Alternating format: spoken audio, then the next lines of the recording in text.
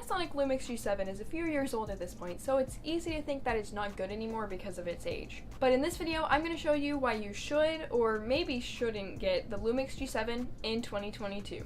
First, I'll go over some pros of this camera, and then later I'll go over some cons. I've included chapters for this video if you want to see specific topics, and you can find those in the video timeline or in the description. But now let's talk about some pros. The Lumix G7 is a mirrorless camera, and mirrorless cameras have already started to replace DSLRs. If you buy a DSLR now, a few years from now, you may have to replace it and get a mirrorless camera. So why not go ahead and just get a mirrorless camera now and start early? The Lumix G7 is highly customizable with many features. So if you're just starting out with filmmaking, making YouTube videos, whatever it is you need a camera for, you'll have plenty of settings to learn about and use as your camera skills grow. But if you're already experienced with cameras, you'll still have the settings you need to make good content. The Lumix G7 has 4K capability. Even here in 2022, with all these phones and cameras coming out with like 8K or even more than that, you really don't need more than 4K. If you're making YouTube videos, most people watch them on their phones, which means that honestly, you don't need more than 1080p.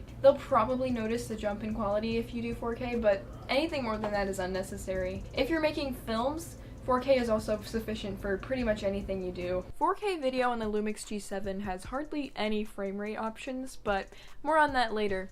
If you're enjoying this video or if you've learned something, like this video.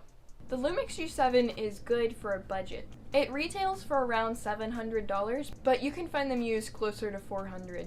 I found mine for $400. That's relatively affordable for all the things it can do and how powerful this camera really is. Now that we've gone over the pros, let's go over some cons. As I mentioned earlier, 4K video is a good feature to have, but unfortunately the Lumix G7 doesn't have many frame rate options in 4K. You can only do 24 and 30 frames per second in 4K. That doesn't leave you with many options for slow motion. You can do up to 60 frames per second in 1080p, but obviously that is a lower quality. The Lumix G7 definitely doesn't have good autofocus. Of course, depending on what you do, that may or may not be a deal breaker. In filmmaking, you can work with manual focus, but in vlogging or making YouTube videos like this one, not so much. I have been able to figure out how to use autofocus somewhat, as you can see with this video, but it's still a struggle. Even though I found the wireless app to be incredibly useful when I'm filming myself, the app is slow and definitely not user-friendly.